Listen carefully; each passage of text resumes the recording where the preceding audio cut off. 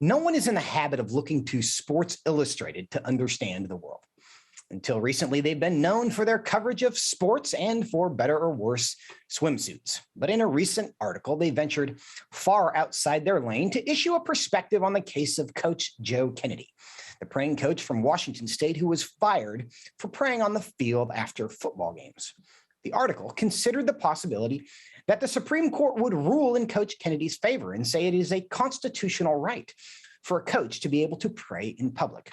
Now, they described that potential, if not likely outcome, as a threat to American democracy. Is that true? Here with his reaction to the Sports Illustrated column is Jeremy Dice. He's Coach Kennedy's attorney at First Liberty Institute and the best looking bald guy in the state of Texas, which is saying something. Jeremy, welcome to the show. Can you hear me, Jeremy?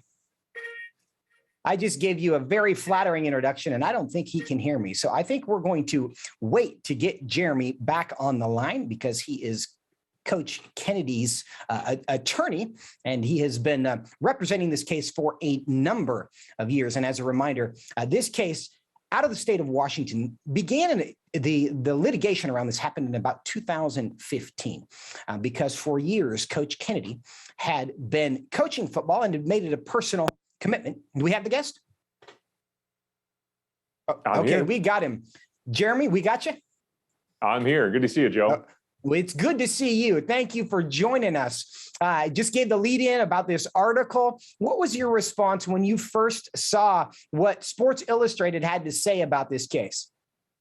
Well, I thought it was an unfortunate way to phrase the case, linking things that are the present to things that happened 7 years ago that really have no bearing on Coach Kennedy's case. And frankly, the fact that Sports Illustrated seemed surprised that there would be a person praying on a football field that would somehow surprise their readership. I think they need to go back and do their own market research on that to realize that it'd be completely unsurprising to everybody who reads Sports Illustrated to see anybody praying on a football field. But, look, aside from that, Coach Kennedy, you know it well, Joe, that he made a commitment by himself. He made a commitment to God to go to the 50-yard line by himself to pray at the 50-yard line following the games that he coached. For that, he was suspended. He was later on fired. We've now been litigating that case for almost 8 football seasons, as he likes to say. And we're just within, the last couple inches before the end zone for the Supreme Court to issue its decision here in the next 2 weeks to see if Coach Kennedy is going to be able to pray. And for that matter, what that's going to mean for our public school teachers and coaches all across the country. Yeah, you can't help but wonder if Sports Illustrated spends any time watching football to think that their readership would be offended by the prospect of people praying on the football field, because that is, despite the secular nature of our culture, a very common sight. But Jeremy, how did we get to the place? And specifically, they said in their headline, that the prospect of Coach Kennedy winning would be a threat to American democracy. How did we get to a place where people would see the prospect of someone praying in public on a football field as a threat to democracy?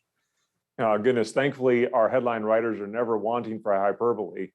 Look, I think at the very least, this was threatening to Coach Kennedy's job as we saw that take place. And just go back to 2008 when Coach Kennedy became a football coach. He made that commitment to, if he was going to be a coach, he was going to go to the center of the field and take a knee in private prayer by himself. And how long were those prayers going to last? Like 15, maybe 30 seconds total to thank God for the game, the players, and everything that just took place. And students started showing up. They asked if they could join him. He said, "Look, it's a free country. Do what you want." And so sometimes the players would be out there. Sometimes they wouldn't. Sometimes when you get beat by 40 points, you don't really want to do anything but get back to the locker room. But over a period of years, it kind of turned into this sort of religious motivational speech / prayer thing. But when the school district did their investigation, they found out about it and they asked Coach to stop praying with the students. His immediate response is to say, "Okay, absolutely, I understand. I'll not pray with the students ever again." And to this day, he still has not done so. The reason he was terminated was because the school district continued to move the goalposts on him. First, they said that this would take away from his post-game job responsibilities. And so they offered him instead to go into the school building to pray in the school building itself, as if prayer was something that had to be hidden from view. But that's kind of odd because it would take a lot longer to walk all the way across the field, up across a practice field and through a bunch of steps and down a hallway to go into the school building when he could have just done it on the 50-yard line right then and there.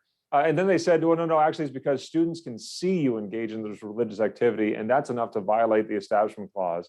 If that's the standard of the First Amendment, then I think there's more damage to our religious freedom than I had even thought. In fact, the school district argued at the Supreme Court that there would be no necessary state action in this case to violate the Establishment Clause, meaning that if a student saw him praying over his food at the Waffle House, he could be subject to termination on these things. That has never been the meaning of the First Amendment. It should not be the meaning of the First Amendment. And I think in the next 2 weeks, we're going to see the Supreme Court reaffirm the principle that no one should have to choose between their faith and the job that they love. And Jeremy, you're exactly right. I think that the prospect that the government can tell somebody you may not kneel in prayer for 15 to 30 seconds is a much greater threat to our democracy than the threat, quote unquote, that a high school kid would see their coach kneeling in prayer for 30 seconds on the field. But Jeremy, you hinted at it there in about 30 seconds. What do you expect from the Supreme Court?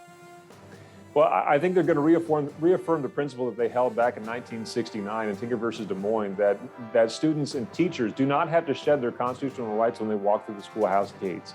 That First Amendment protects their right to be able to engage in what the school district here called demonstrative religious activity, what we just simply refer to as Coach Kennedy's 15 to 30-second silent prayer. That's a very simple thing. And if you want to know more about that, just go to CoachKennedyFacts.com to see exactly what he's done to be fired. Jeremy Dys, First Liberty Institute, thanks so much for your time. Thanks.